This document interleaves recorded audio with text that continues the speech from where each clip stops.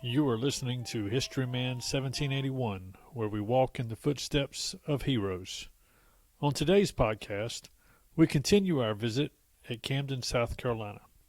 Located in the Midlands of South Carolina, it is situated on the Great Wagon Road that connected Philadelphia, Pennsylvania, to Georgia. Camden was the epicenter of the Southern campaign of the Revolution. Through its history, we hope to catch a glimpse of the national struggle for independence. Join us as we rediscover why freedom reigns.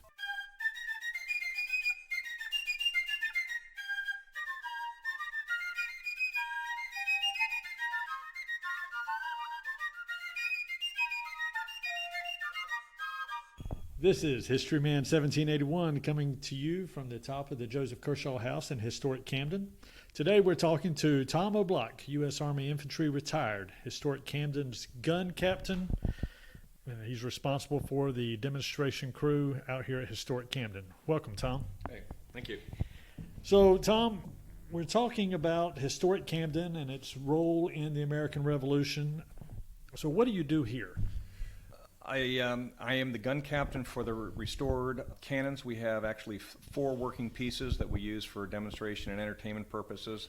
Do a lot of educational stuff, fire for ceremonies in regards to the Revolutionary War. A lot of the historical foundations will have us come down and we'll shoot for ceremonies that they have in remembrance of the Revolutionary War. Well, how did you get this job? Well, it started out that one of the foundation members, who is also the president of the Camden Battlefield Preserve, Longleaf Pine Preserve, came to our church. He's a member of our church and was telling us that they were looking for volunteers at historic Camden. We had just moved here, and when I retired, and I was very interested in learning more about the Revolutionary War. I hadn't actually come out to the site. And so he gave us a list of all the things that you could do to volunteer: a tour guide, volunteer, cleanup crew, whatever. One of them was bartender in the tavern, so I checked the block for that.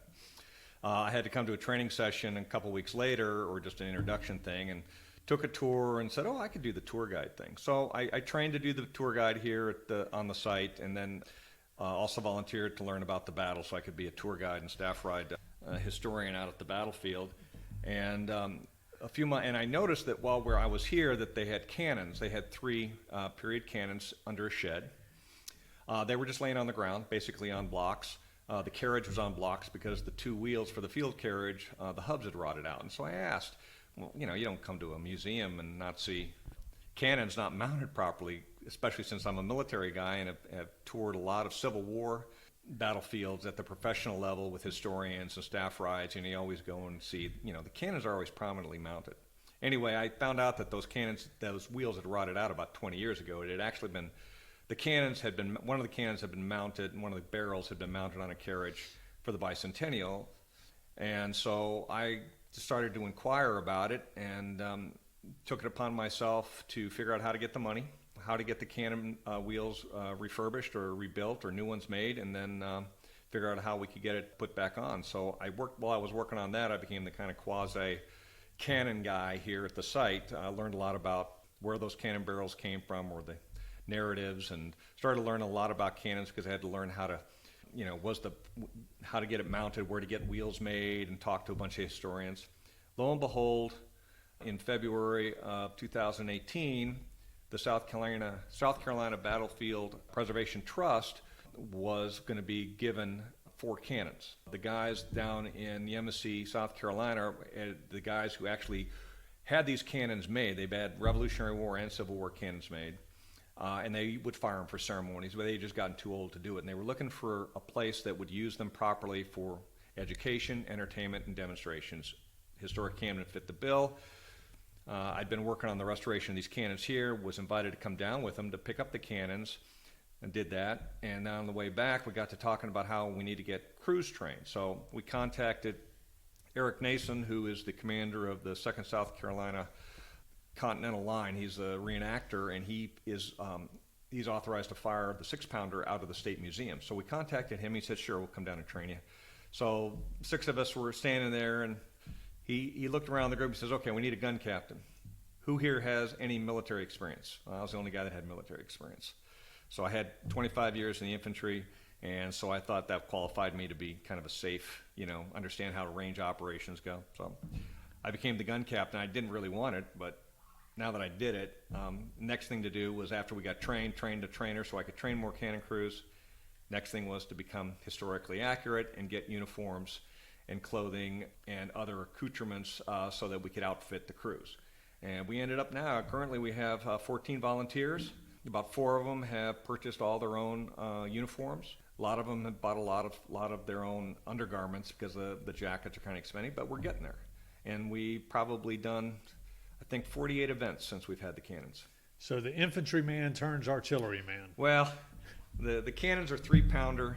They're actually the Grasshoppers are considered an infantry support weapon. So I say they're akin to infantry mortars of today. I see. They're lightweight, easily portable around the battlefield, and of course, infantry companies have a mortar section that are infantrymen that are allowed to fire indirect fire weapons. So I can make the legacy transition to these small cannons, and we have 2 mortars. So there I am, a mortarman, so I can make that. Work.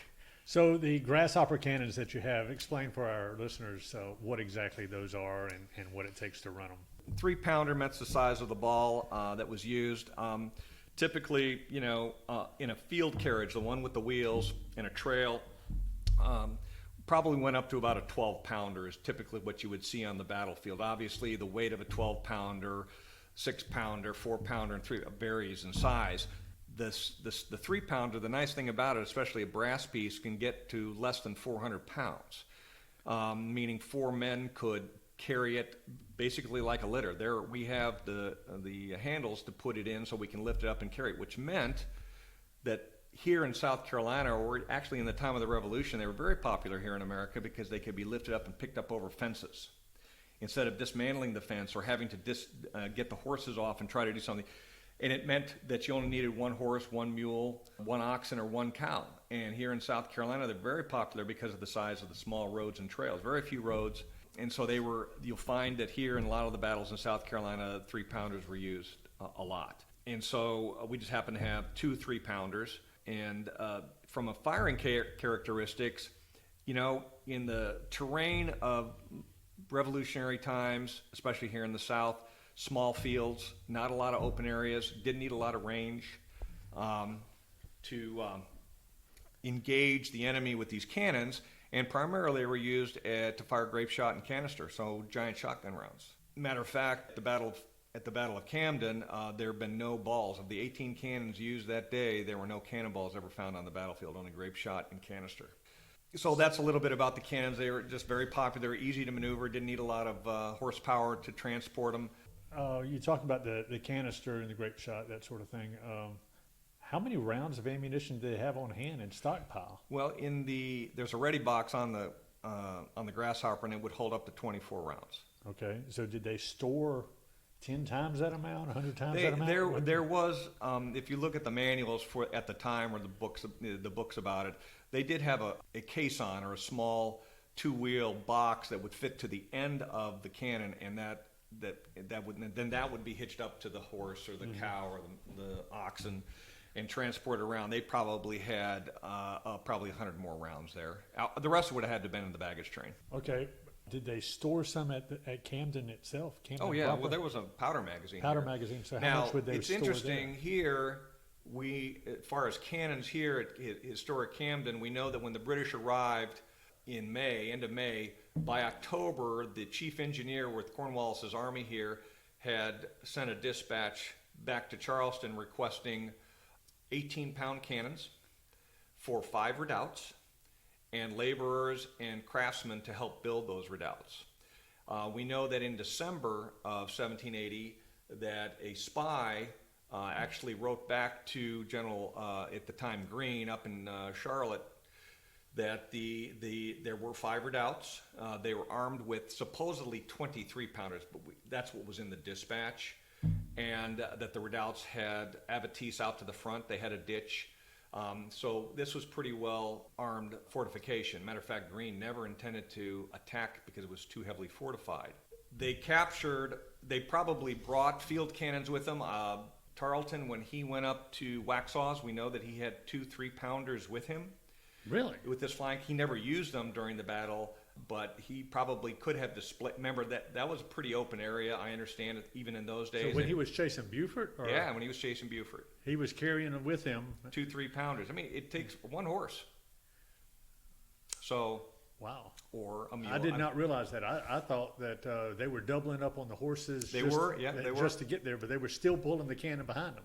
We were recently at Waxhaw's for their ceremony, and I was talking to the historians about it, and they were saying that they were the ones that mentioned that there were 3-pounders there, and then the other one said, well, we're not really sure. Yeah, the problem is getting dispatches written and finding. I mean, even Tarleton's baggage was lost when he left Charleston on his way back to England. His ship was captured. So everything we have is based on probably what Cornwallis got as a dispatch. And really, there's a lot of holes in the actual facts and figures in a lot of cases. Right. It's just like these 3 cannons we have here. There's stories about how they got here. Right. I have searched the archives. I've searched the history of the bicentennial, and all I can find is there was money set aside to restore the cannons. So I don't know. The supply line back and forth from Charleston, Fort Cornwallis. Let's just talk briefly about that. He had a storage or stored ammunition here, right? Right. So, like at the Battle of Camden, how much ammunition do we suspect or do we know was expended? And then the historians have done I don't know what they call it, where they use magnets, they search the battlefield. Okay. And they find they have markings where they found, musket balls, rifle pieces, buttons. They have all that marked. It's hard to say.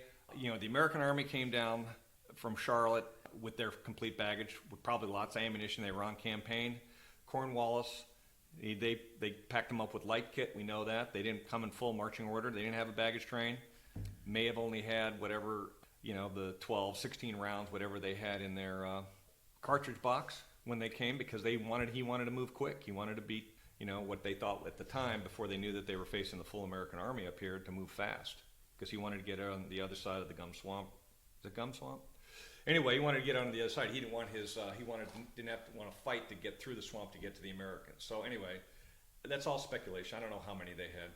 Right. You have to assume, based on tactics of the time, what they probably carried. Where was the ammunition that the British used? Where was it made? Made. Soldiers in those days would roll their own. A lot of times, they would take newspaper, paper. So the grape shot? Oh, for the grape shot, for the cannons? Yeah, for the cannons. The cannons, probably the actual ordnance guys would do it themselves, the cannoneers. I mean, they would get soap, the cotton bags, twine, the wax twine. They had plenty of brass bands to make the wooden sable that it would, you put the ball, anyway. If you show a drawing, but you put the ball onto a wooden disc, you tape it around with some brass wiring or strips, and then you attach the bag and tie the bag on it. I mean, it's just like we do now for our demonstration pieces. I mean, we have actual rounds. We use rice instead of gunpowder for demonstration pieces, but it's easy to make. It's easy enough to make. I'm sure they had the technology. Here in Camden, they would have had craftsmen, woodworkers, farriers. They had a blacksmith. So they could probably make all that stuff. Plus, they also had the ammunition magazine that was reinforced when the British were here. Okay. That's all speculation. I just have to guess that that's probably what they did, based on what I've read. So what would they use? I mean, was it? Now, the canister and the the canister would have been musket balls. Okay. The grape shot would have been 1 ounce or 1 inch balls, bigger balls. Where would they get those from? Oh, they probably lead forms. They just melt, just like making bullets. They just take lead, melt it, pour it into molds. Well, there's no lead mines around here. No, they would have. That would have been supplies brought in from Charleston. I see. Do you know anything about how often the supply trains would come up from Charleston? No, but we know they got attacked a lot by guys like Francis Marion and Thomas Sumter. Right. Made life difficult here for the British. And the Americans brought down how many cannons? From Charleston. And this is the first Battle of Camden, right? In the first Battle of Camden, they brought down 9 guns. How do we know that? Say again? How do we know that? It was written in Gates's report when he left, because up until the time before he left, his reports were being sent to Washington and stuff. So dispatches were going. So We know that he left Charlotte with 2 6-pounders, 4 4-pounders, and 3 3-pounders. There is some indication that one of the 3-pounders was lost in Rugeley's Mill in crossing the stream. The wagon wheel broke off. It was not in the actual battle. We know that all the pieces were brass, according to Cornwallis, because in his dispatch on the victory of Camden, in the first paragraph, he talks about all the cannons that were captured. In those days, capturing cannons was a very big deal. It meant you were taking the real firepower away from the enemy. And the real killer on the battlefield, besides the bayonet, was the cannons. He was shooting canister and grape shot. So, and we know that's what. And he said he captured the 8 pieces of artillery: the 2 6-pounders, 4 4-pounders, and 2 3-pounders. But we also know that's about exactly what he had. There's some reports and some written records that vary on the size and types, but it was all basically the same at the Battle of Camden. Okay, just kind of a little rabbit hole to go down to. Tell me about Francisco Peters and what you know about him. Well, only what I've read and seen, reenactments of what he did. So when I saw the first, it was a PBS special they were doing, and they talked about him. And they talked about him at the Battle of Camden, where he saved his commander, and then he ran back and he saw the cannon, and he picked up the cannon barrel and hufted it off the field.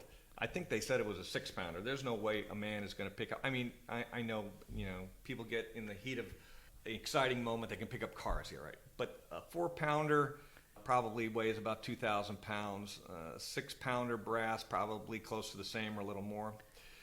I suspect that if he was with one of the militia units and he fell back and was retreating down the road to Rugeley's Mill, which is where they went, he may have come across the cannon. I remember Bannister Tarleton, he was chasing them, with cavalry, and the British were after the Americans too, and he probably saw this crew trying to get this cannon out of this creek or whatever it was, and it was a brass 3-pounder because he picked it up, probably 250 pounds. Somewhere in that area, that's probably doable. That's my theory, that's where he saw it, because in the heat of the battle here, I mean, when the British broke the militia line at the Battle of Camden, they easily left 2 cannons on the battlefield because everybody just ran. And the cannoneers are going to leave their guns if there's nobody. They're going to spike them and go. But of course, at the Battle of Camden, the opening cannonade was directed at the cannon crews. And I can talk a little bit about that, but that's what I know about that one cannon and him picking it up. Well, let's go in. Tell me a little bit about that opening salvo. Well, we know that the Americans placed their 6-pounders on the road, the Great Wagon Road. So they probably, and so the so there was 8 of those. There was 2 6-pounders. 2 6-pounders. And they're supposedly mounted right down on the wagon road. Now remember, when the opening battle started, when the night battle started, and the prisoners came back, both sides captured prisoners. Both sides realized they'd hit the main force. So the Americans had deployed into their battle line, and then the British did. So the Americans put the 2 cannons on the Great Wagon Road, anchored the Continentals probably had a couple cannons. What they did on the militia side is they anchored 2 cannons between the militia units. So there was like right in the middle of the militia line. When the British started coming down... Why would they do that? I mean, that just seems like it takes away the effect of the cannon if it's massing, right in the middle. Massing artillery fires was not a known tactic at that time. It was done. Right. Matter of fact, at the Battle of Monmouth was one of the first times the Americans used mass cannons. I see. And of course, we did that at the Battle of Yorktown. If you look at the books, like Mueller's Treatise of Artillery, he only gives a page and a half to tactics of cannons. And I have a book that was written about artillery in North America, and they talk about by the time the Napoleonic War started, and Napoleon he was the French that really wrote some of the first manuals on the employment of artillery and the massing of artillery, and he was famous for it. It just didn't happen very much. I mean, yes, they would mass artillery for sieges, bring up mortars and stuff and do that. But on the field of battle, it was to supplement the rate of fire and to shoot more stuff down range at greater distance with greater accuracy. I mean, a cannon crew can fire about 6 times to 7 times a minute. A well-trained crew, that's faster than a rifleman can load and fire. Mm-hmm. And he's firing in a big, even a 4-pounder probably shoots about 18 balls of lead at a time. That's a lot of lead going down range and at a greater distance with greater force. So they were big killers on the battlefield.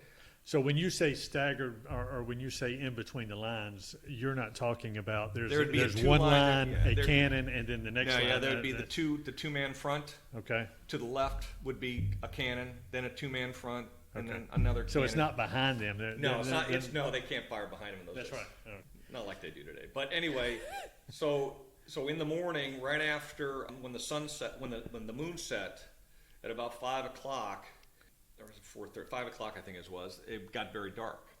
And the night battle had produced a lot of smoke that had drifted over the main battlefield, and it just kind of hung there? It kind of hung there, supposedly. They said there was a great fog, but we know that the British were coming down the road.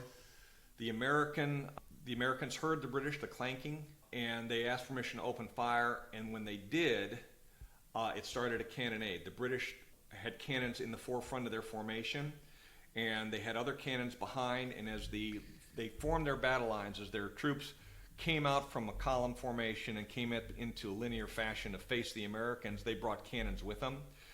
And for a good 20 minutes, there was a cannonade firing back and forth. Nobody could see what the other side was because of this fog, and they talk about that the British cannon, the captain of at least the two guns was pointing his crews at the orange flashes of the American cannons. They were probably with about 200 meters away.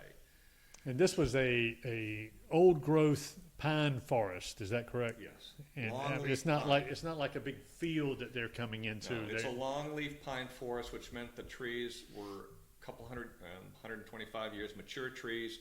2 men could stand behind a tree for cover. They were huge. The only underbrush was the grass. Right. And if they're working to preserve the battlefield to bring it back to that condition, they're a long way to having it done. But so there was plenty of fields of fire. And like I said, after the battle, when the archaeologists got out there, they found no cannonballs. Only grape shot and canister was fired that day because they were so close. Sure. You get to a point where you're going to shoot a cannonball because it fires farther. When you're within 200 meters, you're firing all that shotgun stuff. Right. For our listeners who have not listened to our previous podcast, the results of the first Battle of Camden were what? Total annihilation of the American force, pretty much. When you say annihilation, though, you're not talking about everybody died. No. I mean, it was the worst defeat by the American Army in South Carolina, or in the Revolutionary War, to be exact. Even above Charleston? Well, that was a capture. That was surrender. That was the worst surrender of American forces in the Revolutionary War. All right.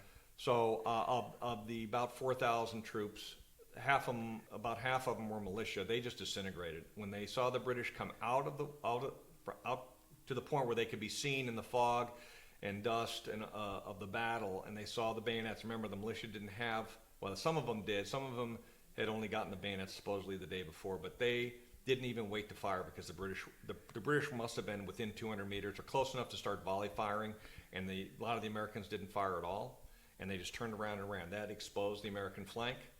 The Virginians held for a little while. Some of the Maryland, they tried to reinforce with the Delaware and the Marylanders to what they call oppose the flank, basically form an L to put a wall up there, but they really didn't get a chance to form very well, and of course then the cavalry came in and got behind around them. So the Continentals were left to fall back up onto the higher ground where eventually DeKalb was shot and wounded badly, and because of the terrain, a lot of the American forces were able to move into the swampy area and not be followed by the cavalry and escape. I mean, eventually, I think about 2/3 of the Continentals showed up back in Charlotte, but the militia had basically fell. There are numbers. We don't know the exact numbers, but it was not good. I mean, it was definitely the Americans took a higher number of casualties overall, plus captured. So from a military parlance, it was a complete, total disaster for the Americans. So tell me where the American Revolution went from there. Well, that was probably the lowest point. I mean, there was, when you think about it, when the British had tried to take Charleston before and they couldn't, and then they came back in 1780 and tried something different and were able to surround, and eventually, basically Charleston surrendered. But, the problem with the British was that they weren't going to pardon people, and they were a lot more strict with what they were going to do with prisoners, and they certainly didn't win the hearts and minds of the people, did they? No, they challenged people not to take up arms or they would be hung. There's guys like Huck, who was a loyalist, and he went around beating up and hanging anybody who was a patriot. They just didn't do. And then Ferguson, with his proclamation before the Battle of Kings Mountain, that says, you either join us or you not, or we're gonna do you bodily harm and all this stuff. I mean, it wasn't good. But, overall, by the time Greene got down here, and his tactics were different, he wasn't planning to win major battles. He was there to wear them down, which he did. But overall, in the year that all the major fighting was on, the historians will tell you here in South Carolina there were more battles, skirmishes, engagements than in any other state. Well, a smart historian from up north is going to tell you, yeah, but they were all small. Yeah, but if you look at the casualty figures of killed, wounded, and captured, it's over 1/3 of total casualties in the Revolutionary War were incurred here in South Carolina. That does not include the number of people, militia units or loyalists or patriots who fought for the cause, whose name was never recorded. Right. And that's probably the same for up north too. But when you look at the total, I think New York is probably the only other single state that had it. But when you look at what was going on in 1780, 1781, and what the British were trying to do to carve out the South, to keep it, and they couldn't. And ultimately it led them to, and Greene ultimately forced Cornwallis to expend his supplies and force him not to come back to Camden and get resupplies. So, he had to go to Wilmington, and then he decided to go to Yorktown, and we know what happened there. Yeah, I think it's important. So why were they fighting? Why were the Patriots fighting? I mean, we obviously had trade with England, Yeah. right? So It's the whole taxation without representation. You want to be free, not having to pay taxes, be able to live with and not be subservient to the crown and one man. So that's why they were fighting. I mean, there's people signed up. All the colonies signed up for the Declaration of Independence and everything it stood for. A lot of people were fighting for that. So what does freedom mean to Tom Oblak? Well, that's a good question. Well, it means living in the United States is probably the simple term, but the backing up behind that is 25 years in the Army and traveling a good portion of the world. I mean, I lived in socialist countries, Germany. I've been to, seen how dictators treat their people in Panama. Been to Indonesia. I've been to communist countries, other socialist countries, and I just thankful to live in the United States, and have all the liberties and freedoms that I have. So I kind of believe that I believe what the Constitution, the Bill of Rights stands for. I want to make my own decisions and not have somebody tell me what I have to do. I want my own money, keep it. I don't want to be paying frivolous taxes because somebody doesn't want to work. I mean, I understand that there's some people that need it, but I don't know. That's kind of all. I want to be able to make my decision, live the life I do, and I also want to, I don't know. It's kind of, without getting political, how do you, make a statement that, I like the liberties I have and I want to keep them. Very good. What do you want people to take away from historic Camden if they come to visit here? It is the hallmark of the Revolutionary War here in South Carolina. It's where the center of everything happened. It was because of Camden being a major supply point for the British for all their outlying tentacles. If you think of an octopus with its head here in Camden and the tentacles out to all these places like 96 and all these other forts and installations where they were trying to win the hearts and minds of the Americans here, the Patriots and the Loyalists, and keep them. And this is where it all happened. The Americans came to Camden twice and fought 2 battles here.